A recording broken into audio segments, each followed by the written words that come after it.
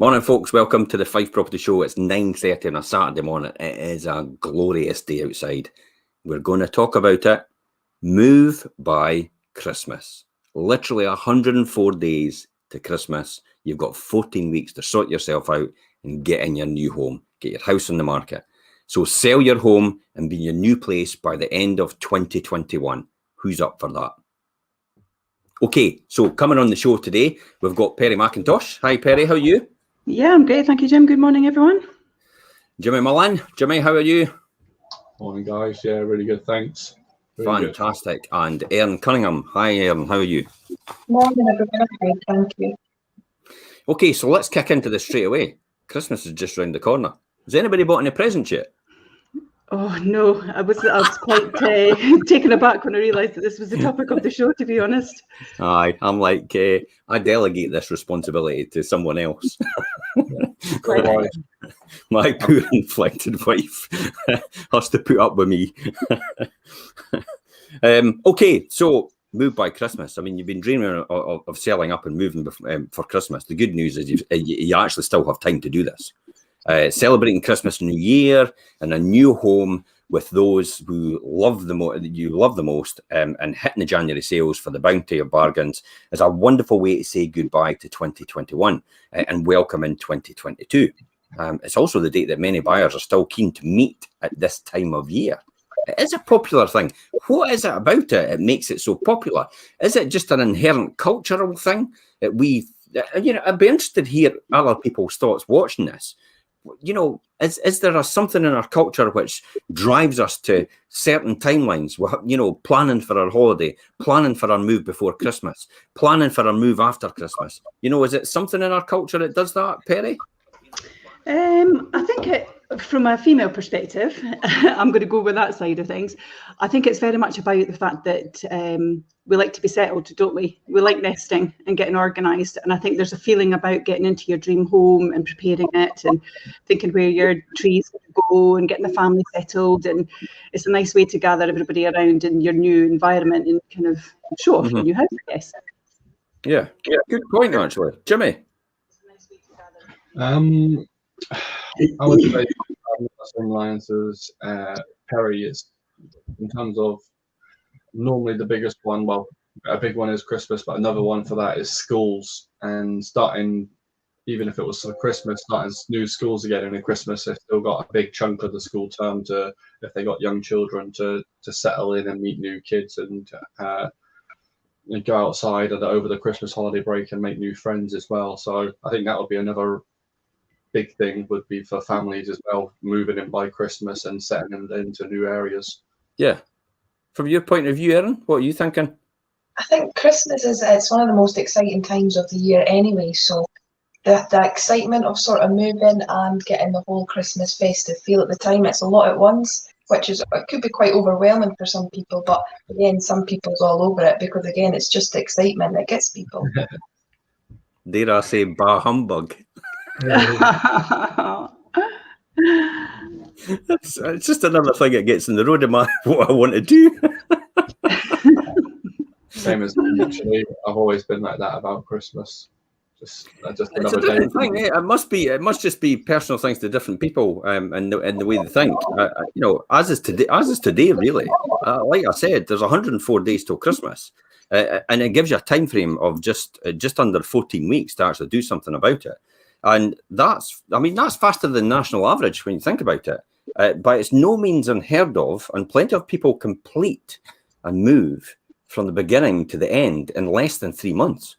You know, so it's entirely possible. I mean, right now, you can use the last week of the summer and the beginning of autumn to secure a buyer for your home, because autumn's actually kicked in now, and using these time-saving tips that we're talking about here, this will make a fundamental difference to what you can do and how you can do it. I've actually seen somebody do a remark. Alicia has actually gone another remark as if to say, I know. Christmas. But the reality is, Alicia, you know, Christmas is here. It's coming, and if you want to move before then, you really have to get on with it and do it. You know, that's the reality. Good morning, James. How are you? I'd be interested to know your thoughts from a landlord's point of view about what your aiming for before Christmas and what your goals are as well. So let's kick off on the right one. Picking an agent with a plan. It's essential, really, to work with an agent with a plan to get you sold and marketed to make it happen for you. So the following steps is a perfect way to pick the perfect selling partner. What's the first step, Perry? What's the first step you would suggest? I think absolutely your first step is to make sure that you invite along agents that are going to talk through with you what your plan is, understanding your plan, on board with your plan, and actually demonstrating to you that that plan can be achieved. And there's various ways that they can do that. You know, do they know the area? Have they sold in that street? Have they got the expertise in the area? Have they got a bank of customers that are registered with them, as we do, who are actually waiting to move to that area? You know, we preempt actually the people that we can partner with the properties that we take on. So I think you've really got to evidence that you can do that as well. So it's making sure that the agent you pick understands where you're going, what your needs are, and that agent can demonstrate to you that they can deliver on it. I think that's the first step, because nothing else will happen before that happens. What's your thoughts on Jimmy, on like when you get an agent in about inflating prices? Does that still go on? About, you know, agents actually inflating prices? I mean, especially with home reports, because I mean, the home reports are it's almost a clinical thing. But do you find agents inflating prices? Unfortunately, that's always going to be a part of this business, and that unfortunately that is some people's strategies to I can say win business. But that's for someone like ourselves who pride ourselves on honesty and integrity and a lot of other things. That would be my job, to show the customer or the client, the vendor, demonstrate to them where the home report value is in terms of sales in the area.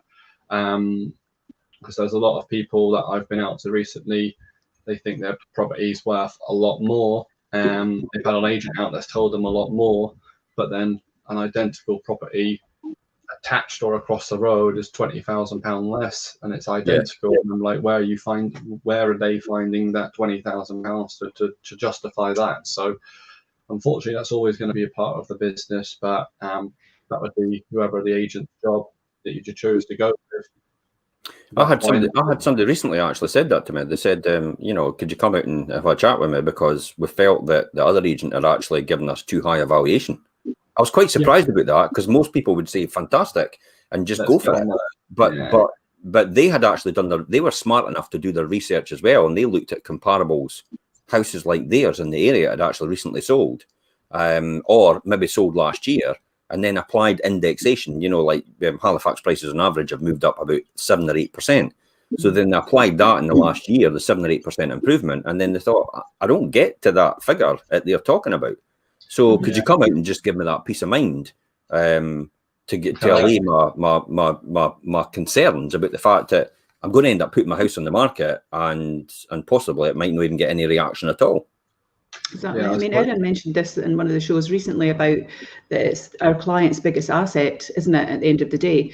And point one that we've talked about today is about that journey and the date time stop that people will have. And if they've not got confidence at the outset and the property is not marketed at the right price point, actually their dream of that date point might never happen, because people will know that the price of that property is not where it should be, and therefore actually not go and see it, or not get the sale that the vendor wants in time to move with their plan. Yeah. What's the next steps in this then? You know, things like, would you look at with an agent, what would you look at next? For me, for when I go out and meet a client, first of all, I find out what's most important to them, whether that be less stress, time frame, money, whatever it may be. You know, I discuss a plan with them that is most suited to their needs. Like I've been out to a client recently that's sold a property that she's been in for 26 years, and then she just bought her next home just because she had nowhere else to go, and she's been there for about 16 months now and absolutely hates it and despises it. but she doesn't want to ever move again. So clearly, my job for what I said to her is, if you don't want to ever move again, we need to manage the time frame of when you do list your house for sale. Is that we're managing the time frame and expectations of buyers to be flexible on the date of entry to suit yourself. So her most important thing was time, date of entry, and obviously taking the stress out as much as possible. I think it's also the element though as well, whereby I think your agent has to demonstrate to you that they have sold in the area and what prices they've sold in that area at, because that then gives you that confidence that you're going to meet your need financially, but also that they can sell it quickly. You know, how quickly do they sell their properties? Can they demonstrate you know, is the property going to be on for months, or can they sell it in a week, 2 days, 3 days? What media platforms are they using to sell your house? How are they going to get that quick result? Whether that quick result is time or money. What about things like photography and that? You know, do you think that's important? Photography, descriptions, you know, the way it's all marketed. You know, is that some of the key things to ask when you're picking an agent with a plan? I can't. There's I'm trying to say this without sounding big-headed or arrogant, but there's some people, so I just can't believe. Is that not usually when people say, I'm trying not to be big-headed or arrogant, but they're going to be big-headed or arrogant? Yeah. You're going to do exactly what you say you're not going to do. I'm trying to think of the best way to word it, but some of the photographs of listings that I've seen, I mean, you might as well call me out, whoever they're getting to do them, and I'll take them on my phone and I'll do a better job. They're absolutely horrendous, and I can't believe that they approve those to go on the market for their biggest asset. It's absolutely frightening. Yeah, I mean, I think personally, I think it's, yep. Okay, sorry. go on, Perry. Yeah, no, I was going to say, I don't think it's just the photography element as well. I think it's all the videography. I mean, the way that we do the walkthroughs, certainly the feedback that we get, not just from our clients, but actually even people on their social media platforms that are commenting, people probably watching today, say that watching those videos, they feel that they're in the property already, so they get a really good feeling for what it's like. So actually then, when they're wanting to view, they are a serious buyer. Yeah. And when we're talking about viewings as well, I think it's really important, not just on the photography and the videography piece, but on the viewing part as well. You've got to try and manage it as well to kind of create a bit of a buzz about the property. So certainly the way that we like to do it is not to have dribs and drabs in regards to one person coming on one afternoon and then somebody else coming the next day. We try to get a block of viewings. So we've literally got one person coming after the other. It helps our seller understand that we know what we're doing and that we're getting the right people through the door. But B, it actually creates a little bit of momentum with the property and a little bit of urgency in the potential buyer's decision making. And again, when we're talking about timelines, which is what the show's about today, it's making sure that then we can achieve that timeline. So not only are we getting the people through the door who are happy with what they've seen so far before they've even got to the doorstep, they are understanding the correct price point, and they're understanding what their competition is because they're seeing other people coming and going, which I think is really important. This is quite an interesting comment from James. Descriptions are often not unique, but more of a copy and paste. What's your thoughts on that? We see it ourselves, don't we? We see it when we look at property. You know, we've got to do our investigative work. We spoke about that in regards to clients and giving them confidence that we know what's happening in the market. So we look at properties that are on with other agents, and you very much will see the exact type. All that's changed is the pictures and the images, but almost it is verbatim. I would agree. I mean, but you've got to understand though, when you think about the logic, I mean, some of it is copy and paste because a double bedroom's a double bedroom, really. You know, you can't really say anything else other than that unless you want to gloss it up or glorify it with some descriptive adjectives to that respect. And then you're adding in things like if it's got, you know, storage space, if it's got built-in wardrobes, if it's got a cupboard, if it's got, you know, if it's got stunning views from the windows, if it's radiators, carpet, if it's 2 radiators, 3 radiators, you know, all these different things, if it's got a dressing room off it. So these are all things that you probably add in. So the generic code of a description is probably its underlying core the same all the time. Yeah, it is, but I think it's your intro, isn't it? It's your intro and that captures the audience. Yes, your pictures are great. Yes, your video is great, but your intro does as well. And your intro for us as an agent is an opportunity to demonstrate what we understand about the house, but not just the house, but the area as well. Because people don't just buy a house because of the house. They buy it for the street that it's in, what the street provides, what the surrounding area provides, whether that's their social interaction, their school interaction, their children's lives, their sports, golf, all the things that people want to do. So it's making sure that we can demonstrate all that in the intro as well, and that's where we stand out, and that's where it can be different, isn't it? And that's where it's bespoke to that property. Yeah, one of the things I've always got, and I noticed you'd actually mentioned it, Perry, about examples of properties I've sold in the area, and how quickly they've sold. Is that really important? Is it really that important to a degree? Especially if you've got an agent possibly moving into an area with a track record. Now, I'm only saying that from a point of view because I used to get this reservation all the time for certain areas when I turned up, and they were going, well, you've not really sold anything in the area. And I'm like, well, there's what I've sold there, and there's what I've sold there, and there's what I've sold there, and I got that result for them. So it doesn't make any difference where I'm selling it. It's the more important thing is what results am I getting with what I'm doing and how am I doing it, and demonstrating that to them. So I'll go back to saying sometimes a lot of people actually think because you've got the most boards, which is what a lot of estate agents do, we've sold the most properties in the area. Okay, you've sold the most properties in the area, but that doesn't mean to say you're getting the best price for them. Yeah, I come up against that objection literally 2 days ago. The agent was telling me the vendor was telling me about how many of the properties that this particular agent had sold. This was a one-bedroom apartment. We've actually sold. We've sold one, and the other agent had sold one in the building. The agent sold their one at asking price. We sold ours 7,000 over home report. I said, which vendor would you rather be, and which one do you want to be? And I think that's what it comes down to. If all agents was the same, there'd probably only ever be one agent. Because everybody could just use the same person, but we're not all the same. We're all different. It's a combination. It's a combination of everything. It's a combination of the people you interact with. It's a combination of like, know, and trust, I think, to a degree. And it's understanding the person in front of you, and do you actually trust them to take care of your biggest tax-free asset? So I think that's probably one of the most important points about picking an agent. But more importantly, as we've discussed, it's about an agent that's actually got a plan more than anything, and understands the dynamics of what they need to do to sell your property. It's amazing how many times I'm actually asked, well, what's your fee? It's like, well, what am I selling? Well, I'm not really wanting to tell you that. I just want to know your fee. Like, well, unless you tell me what I'm selling, I don't know what I'm doing. It's like me walking into a garage and going, by the way, I just want to pay £9,000 for your Bentley Continental. It's like, well, because you've not got a price on it. So I just thought I would decide to pay that price for it. Well, that's not what it is. What I'm selling you has got a price attached to it. So I need to know what you need to want first in order to know what I need to charge you, or what the investment in my services are. I think that's an important thing as well, in the process. Yeah, I would agree. And James, thank you for kind of saying that we're on the right track with these responses that we're giving. So appreciate that. But when you talk about price points as well, and Jim, you mentioned there about the fact that going into areas perhaps we haven't sold.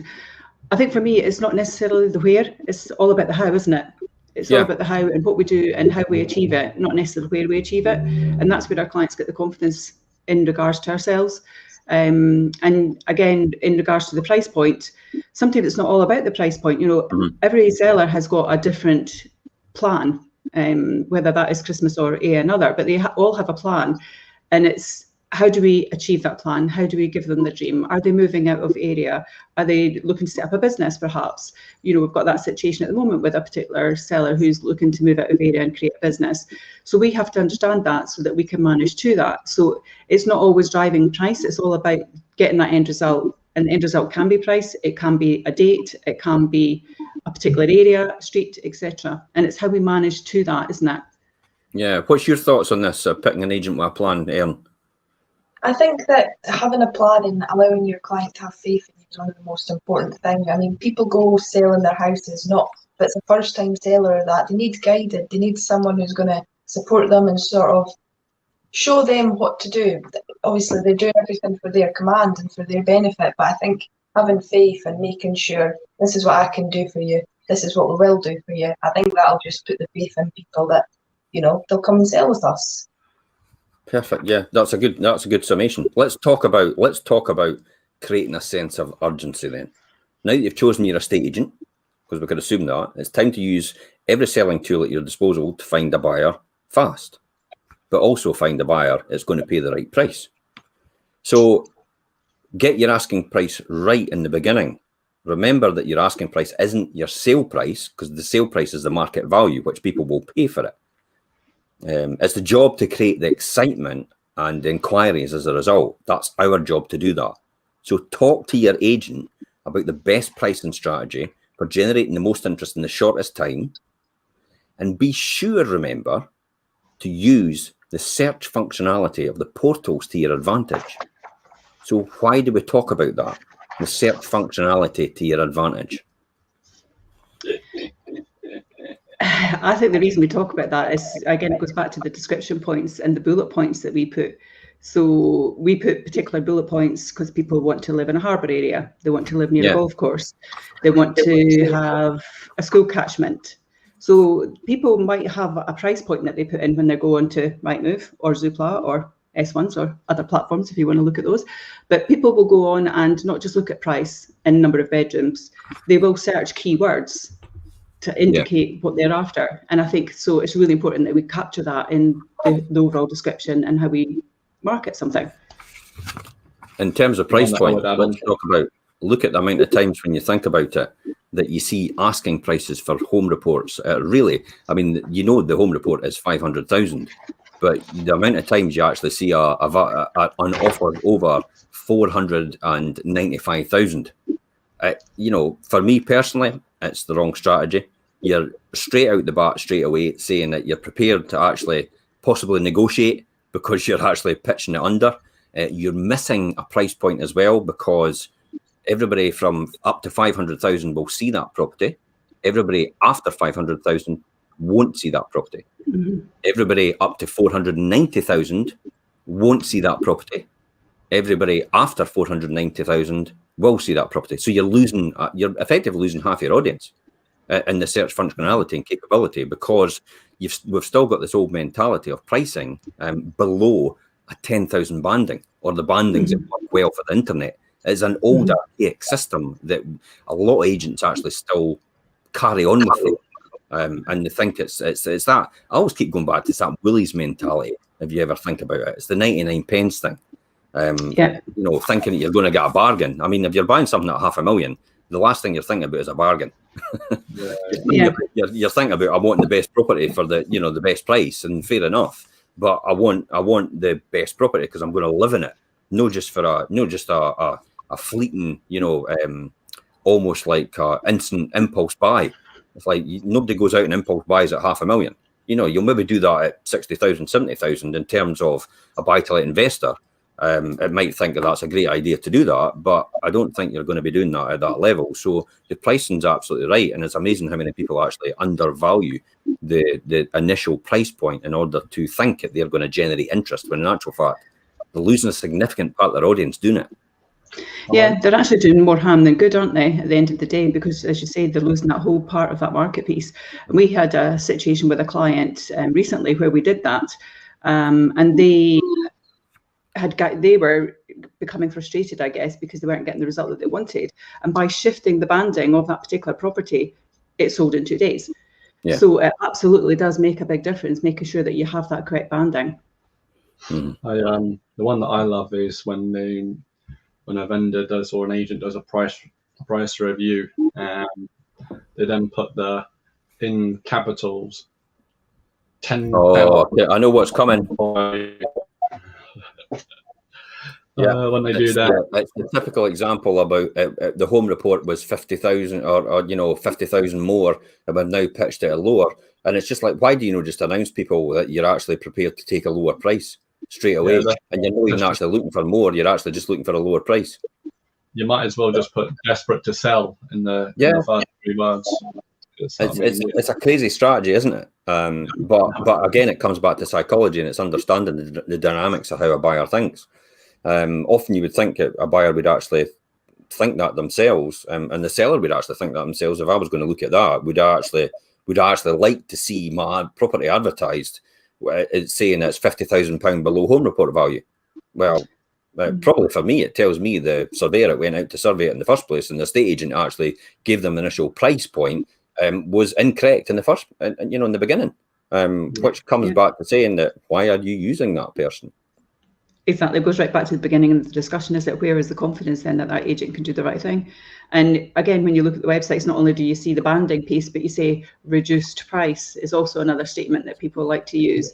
Reduce. Yeah, and my instant feeling to that is, what's wrong with that house then if you've had to reduce the price? Because you shouldn't need to do that. And it's about A, there's a fault with the property, or B, as you say, the agent doesn't know what they're doing. Yeah. Wendy's got a good comment. See, there you go. Wendy said, see a particular agent does this and puts off prospective sellers. And also, as a buyer, I read this as desperate to sell straight away. What else can we do? What else can we do to initial when we've done this process and we're ready to go? We've chosen our agent. Photographs, do we do that? Take summer fresh photographs? Yeah, I think summer fresh photographs are important. I think you want to see yourself in the best light. We've spoken about this ourselves actually as a team. Jim, you did a piece on it the other day in regards to the fact that the nights are drawing in, it's getting darker.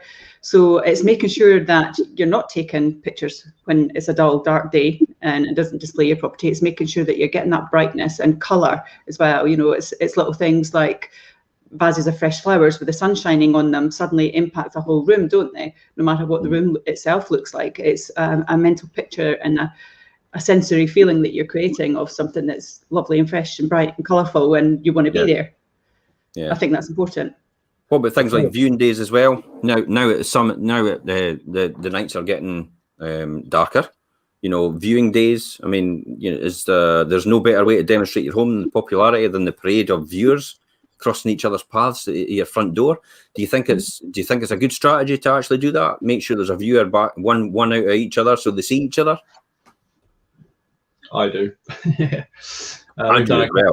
We've done a couple recently where we've just had to do that because we don't have the time not to do anyone else, and people are complaining at the moment that they're not getting in to see the properties, but we're giving everybody the same opportunity. It's going to be this day, this time. You're in and you're out, and then it's gone.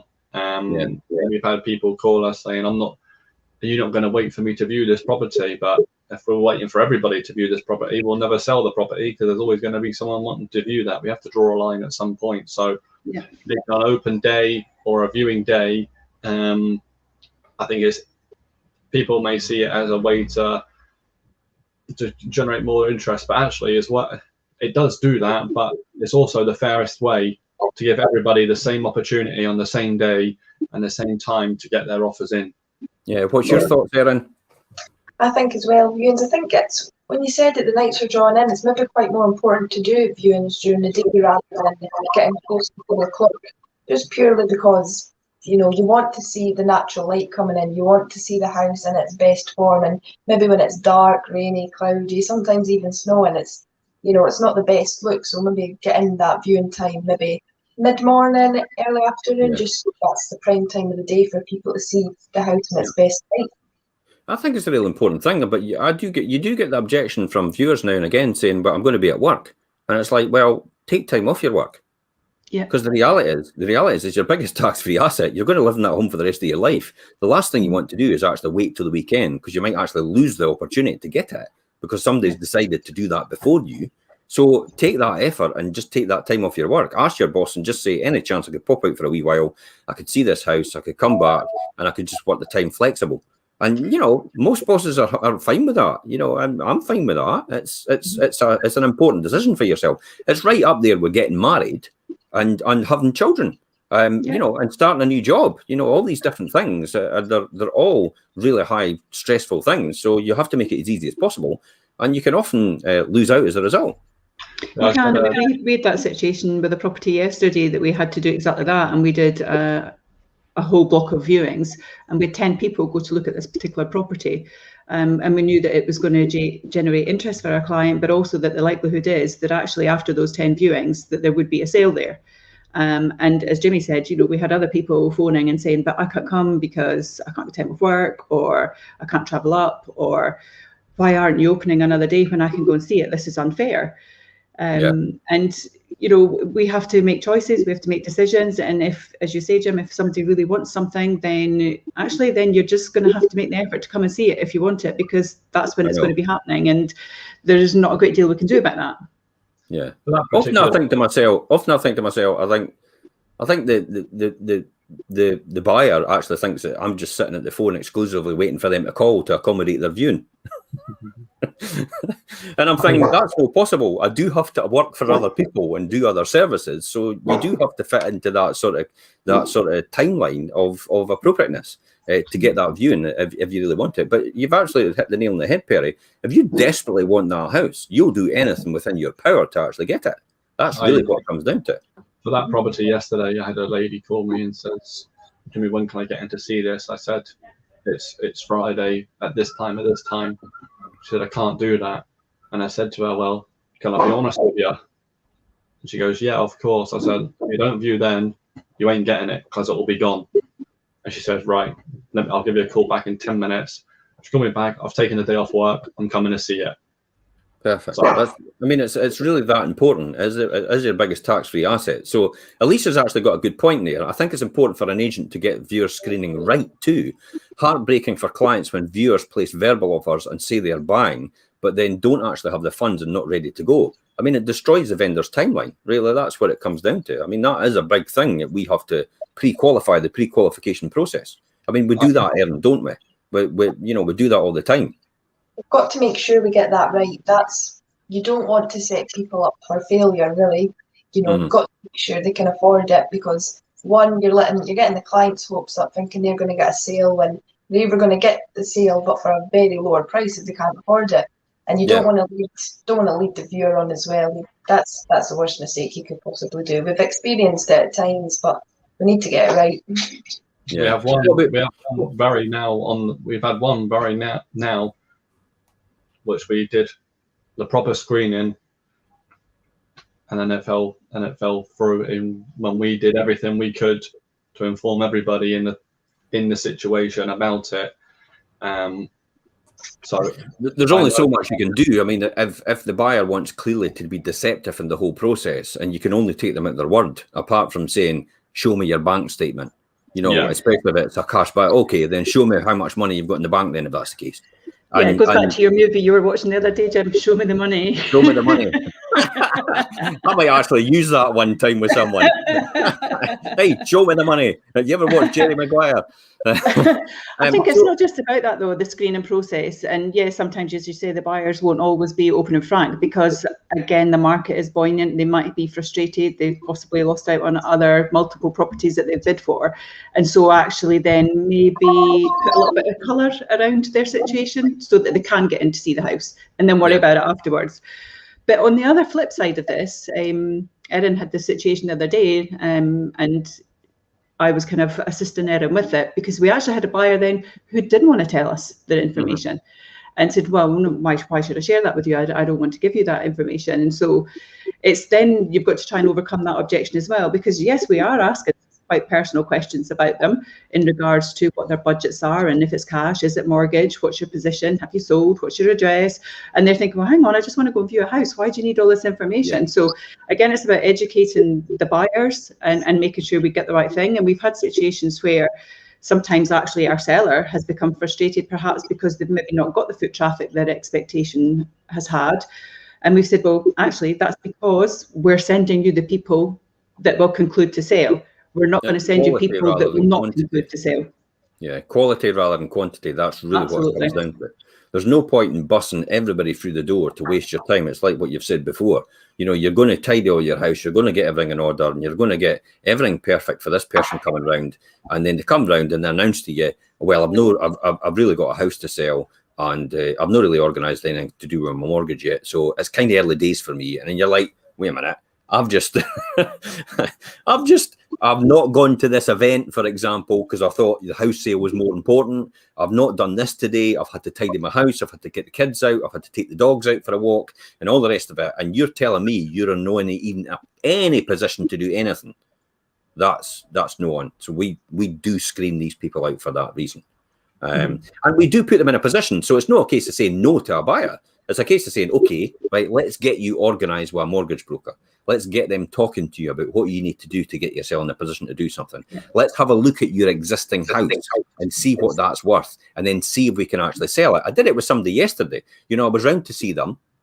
I went over their house. I went over their circumstances. We had a huge discussion on how to make this happen for them as a cash buyer. And they will be a cash buyer at the end of it. But they didn't realise that they could be in that position once I pointed it all out to them. And then I said, even if it did come down to it and somebody says, well, you've got a house to sell, it's like, I know your house will sell in a good time. And I'm pretty confident I will be able to endorse that to my seller that, yeah, you are in a good position to proceed. So that's why we would want to come round and see somebody else's property if they've got something to sell. Whereas often it's put across as like, they're only interested in my house to sell. They're not interested in me buying the house that they've got. They just want my house to sell, but that's not what we do. That's different to everybody else's approach, I think, because, you know, the typical, I know there's a big corporate estate agent, and their rule of thumb is for every board you get up, for sale board, you should be able to get 2 boards off of that. So what they're doing is they'll get 2 people coming along with with a property to sell, which they'll get on the market with them, which will cascade and cascade and cascade and cascade to a bigger market, which gives them a lot more listings, which gives them volume. But there's a lot of corporate estate agents have that mentality. That's been indoctrinated into them over the years. But that's not really how we think. No, and I think, as you say, Jim, the ethos of our business is not to be like that. And you teach us this every day. It's not about selling houses. It's about how can we help those people, whether it is the seller or the buyer. And we've had situations where buyers potentially have had an idea about a property that they want, but actually the reality is that that property is not going to happen for them. And there's various reasons why that might be. And Jimmy's done this recently with a person who was looking to buy and look at one of our properties. And we kind of knew the price point that property was going to go to because of current offers that were on the table. Yeah. Jimmy talked that through with the person, but then directed them actually to another agent's property to say, actually, there's a property on with this other agent that is perfect for you. You've told me what you're looking for. It ticks all of those boxes. It's in your budget area as well. I'll send you the home report. And we've actually done that and helped sell other agents' properties because it's about the person. Yeah. It's not just about the house, and it's about understanding that journey and how we can do the best for them. And for me, actually, I think that gets you more boards because they want to come to a caring agent who's going to take care of their journey. Yeah, more genuine than anything. I think that's what it comes down to.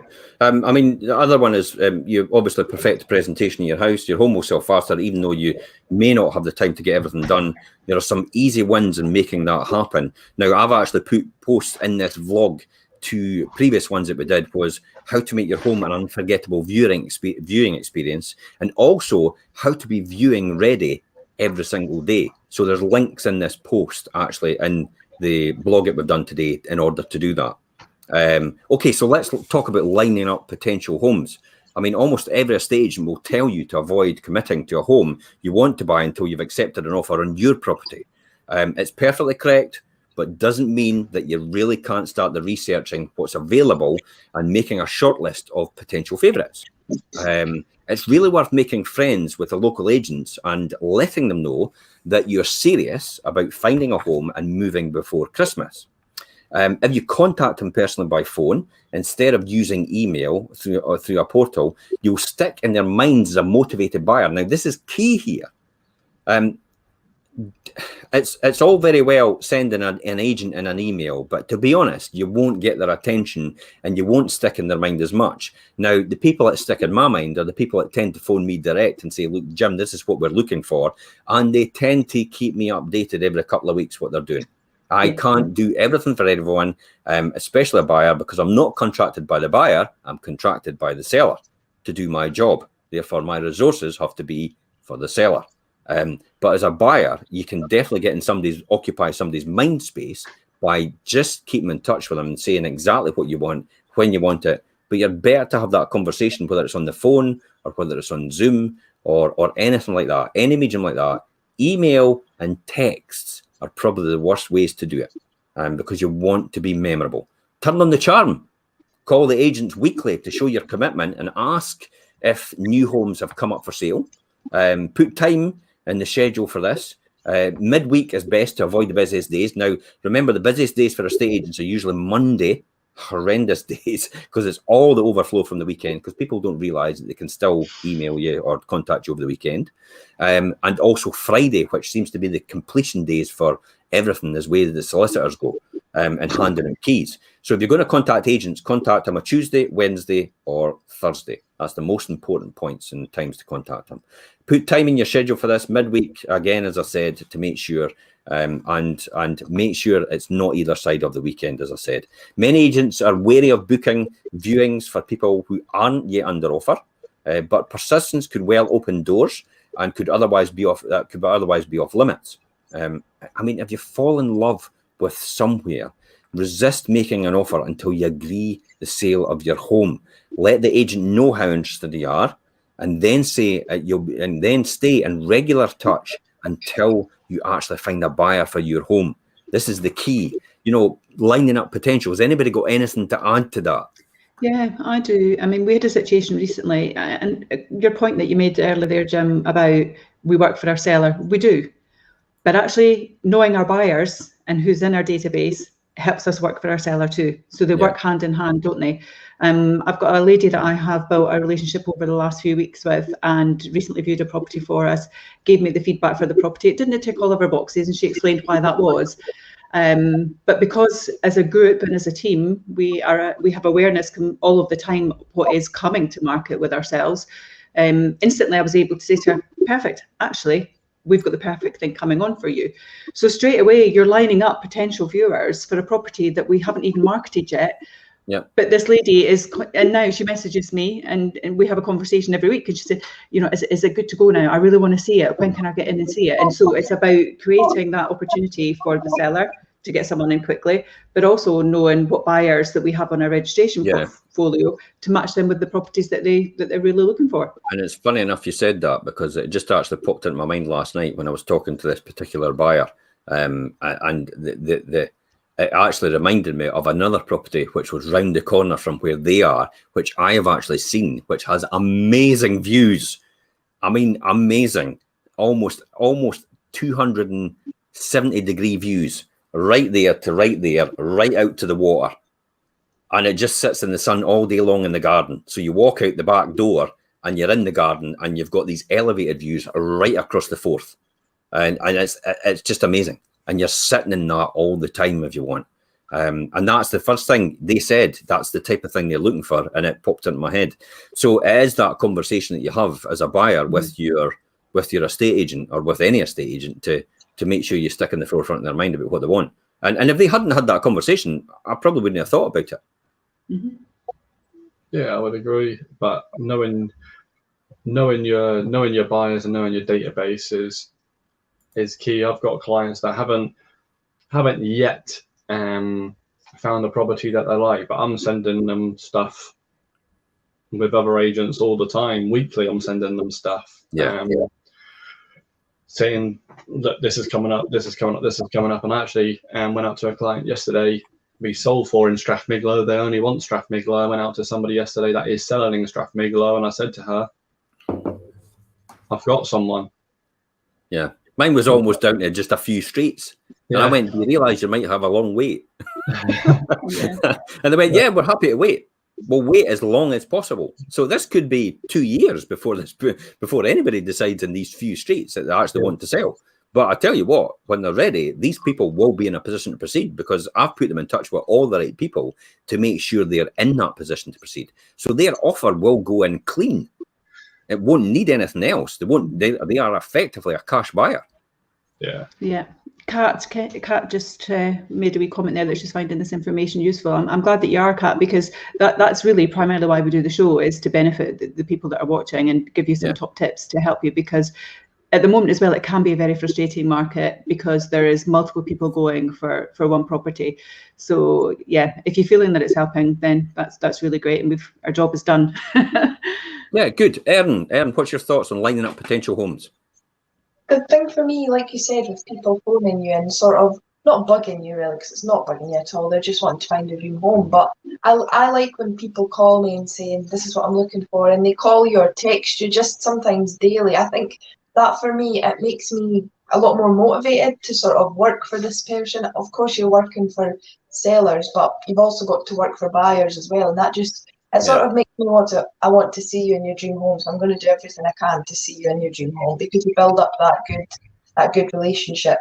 So you become sort of an estate agent and a buyer, but also a little bit of friendship side as well, because you're talking to someone daily. You're going to build a relationship for sure. Mm-hmm. Let's talk about speeding up the process then.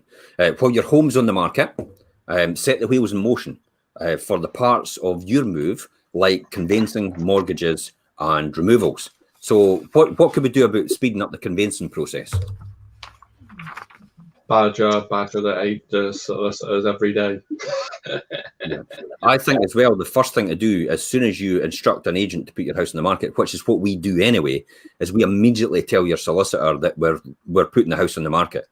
Even though we've not got out to do the home report, the photographs, the descriptions, or anything like that, we tell them straight away we've signed it up, because it gets them advance notice to order up the titles, order up any reports that need done, any searches that need done way in advance, because if we do get that record amount in that record time for your property, then we can proceed as quick as possible. I think that's an important point. I think it's also important as well for the buyers to make sure that they have everything in place. We have many times the situation where they say, actually, I don't have a legal representation. I don't have a company that I work with. And you'd be surprised how much that can delay a process, because actually it can make all the difference of whether your lawyer is all set up, knows your funding, has qualified you, has gone through all the kind of legal legalities that they need to tick box on, and put you in the strongest position as a buyer as well to be able to offer on a property. Because the offers at the moment on properties that are popular, they come in so quick. I mean, people are making offers before they've even kind of left the street in some situations that we've had, and we had that yesterday. So I think it's making sure that you're in the strongest position, you've got a legal team in place, but also that it's a trustworthy legal team. Don't be going to .coms for these things. Make sure that you've got someone who can deliver what they say they're going to deliver. That's a good point. We call them chop shops. Yeah. Conveyancing chop shops. That's all they do, and they do it online, and they do it cheap as chips. And the reason that they do it like that is because they just want quick. They just want quick processes and quick procedures, and they're assuming that every single property is exactly the same as every other for the process. But what they don't realise is the uniqueness sometimes of the way the title's worded, or the way does it actually reflect what's there and what you're buying. I mean, effectively, when we bought our house, our solicitor came back to us and said to us straight away, do you realise actually the house that you're buying is it's 5 centimetres, the actual land that you're buying is 5 centimetres short of what the title plan says, or the title plan's 5 centimetres short. So we'll have to get that rectified. And I'm like, really? Does that really matter? She says, yeah, it does. So we actually she actually made sure, because it was a local solicitor, she had that knowledge to be able to do that. Money off the asking price. That's 5 centimetres. No, not really. It was actually added back on the title. It was true. The title had reflected it was 5 centimetres short than what I was actually buying. So the title was amended as a result of that, but it was done in a more speedy process. But if it was, I believe if it was a chop shop, they would never have known. They would have just taken the standard procedure and just waltzed on with it. I think that's and I think there's unique elements we have as well, isn't there, in regards to Fife as an area, because of all the mining that went on, the seaside villages, the smaller properties that were converted into multiples, largers, etc. So there's elements there that need to really be conveyed and worked out properly, because actually you might end up buying something that is going to cause you horrendous financial implications in your future if it's not done properly. Yeah, mortgage applications as well. Get your mortgage ready for your next home. I'll speak to a financial advisor or a mortgage broker to get the best lender and your loan agreed in principle just now. Then collect all the necessary information, submitting your formal application as soon as you find your next home. That's key as well. Removals, I would say for removals as well. If you have a plan to use a removals company, talk to them now to get their costs and find out what their timeline is. It's amazing the amount of people that actually buy a house and then the next minute they say, tell you what, I've got a removal company, I'm going to phone them now, and it's like, I'm needing you to move stuff in a week. What? Yeah, it's like, I'm booked up for 2 months in advance. I think everybody thinks that removal people or removal companies can just go at a drop of a hat. You think how many people in, let's just say 5, are moving the same day as you are. How many people there are in 5? It's not that easy. It's not, and I actually have current first-hand experience of this because, as some of you know, I have recently bought a property that I'm moving to, and I had to phone 5 removal firms. And before that, the first question they said to me, I don't need to know the size of property, anything like that. What's your date? Yeah. That's the first question they asked me because they are just absolutely packed at the moment. Yeah, the pandemic's caused a lot of problems with removal firms because some of the smaller removal firms have gone out of the business, and they've moved on to something else. You know, we have a friend that actually, you know, he's had to diverse into other areas because removals wasn't possible for him, and as a result, I don't think he really does it that anymore. As a result of that, I don't think he's going back anytime soon because there's a scarcity, just like all the other contractors. There's a huge scarcity because of the way everybody's planned everything. So it's definitely something to do. Have you got any thoughts on this, Erin? Removal vans, when you think about it, they're probably one of the most busiest because if you think of how many houses we're selling, how many people are buying them, there's other agents in the area. They're going to be pumped with workloads. So you do need to. You're 500 houses a month in Fife.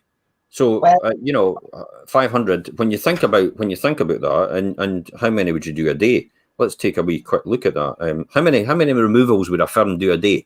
Probably 2. Yeah, 2 a day. So 500 a month divided by 2 is 250 a month for each removal firm, and then divided by 30 days. That's 8. So you need 8 removal firms a day. I think I worked that out as in a month. So you need 8 removal firms to do 2 moves in a day each. And that's assuming that that's what they can do. One of the agents that I phoned who possibly could have fitted me and said, oh, actually, I can't because this is a big removal. It's a long drive. It's a 2-day job. So actually, they've tied that van up for 2 days. I can't even name 8 removal firms. No, I struggle to find them. You'd be lucky if I know about 4 at the most. So they're relying on having multiple vans to do multiple move-ins on that day. So, you know, it's a big thing. Final thoughts on this category then, about any advice on speeding up the process in any areas, mortgages, solicitors, removal?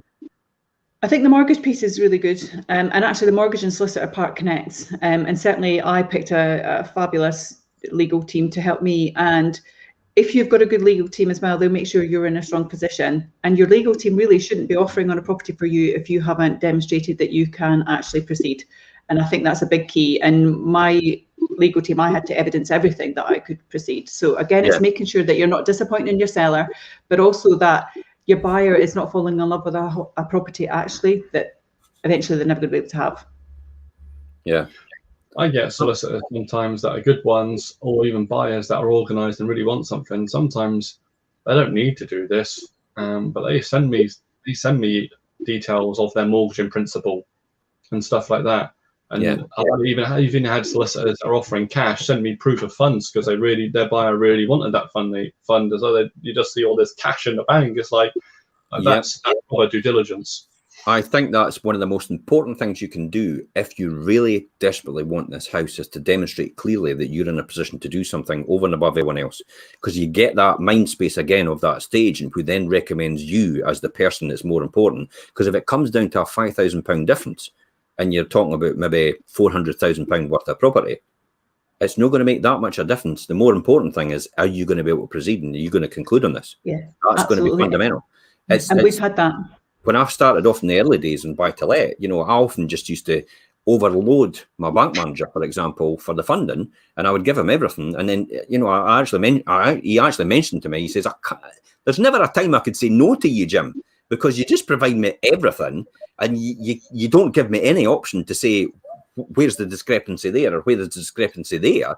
He says, it's almost down to the point that I'm expecting you to tell me one day what you've had for breakfast, you know, because you've given me that much information. He says, I can't say no, and they never have.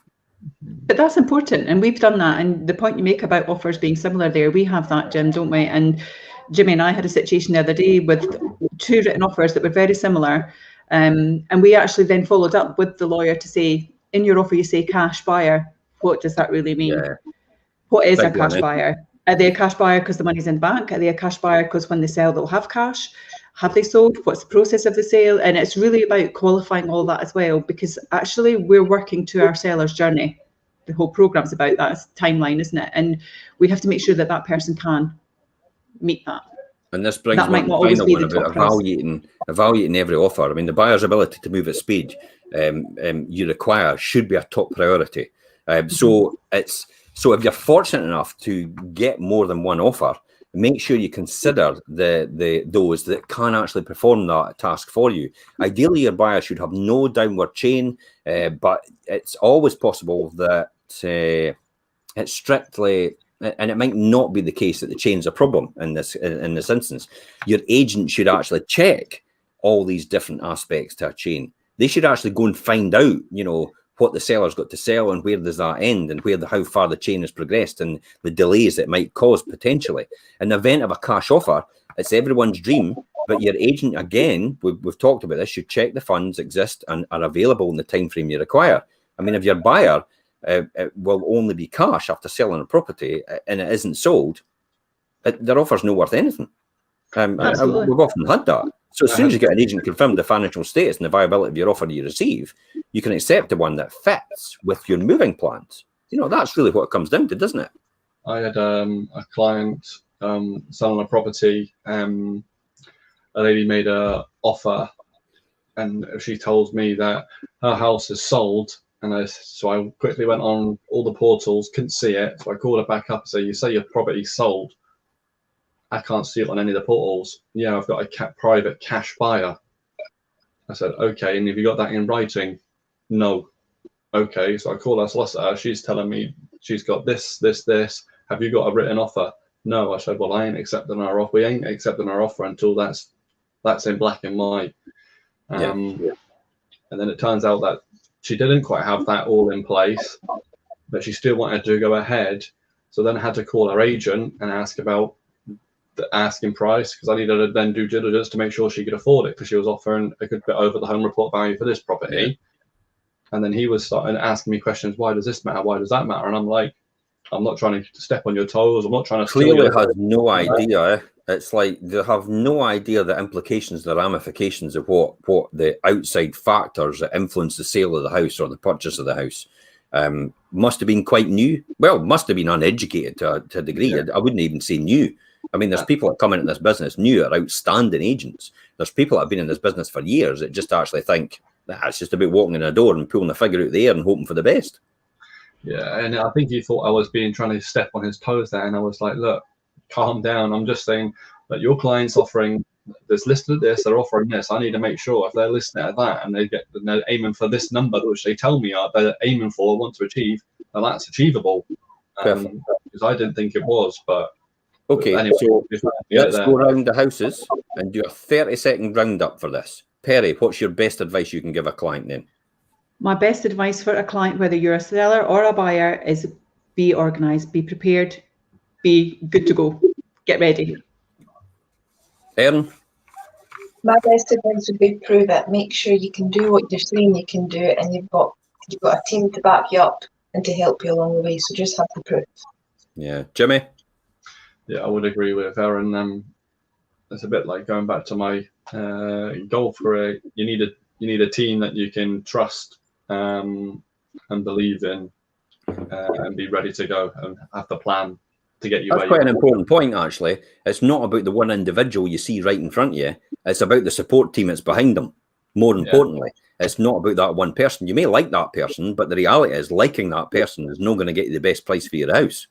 The most important thing is where are the people that are, I like the person in front of me. I love the marketing plan that they're proposing. Where's the backup? Where's it all coming from? Are they doing this themselves? Is there a team behind you? Are they actually, how they're going to formulate that? How they're going to negotiate as much for me as possible?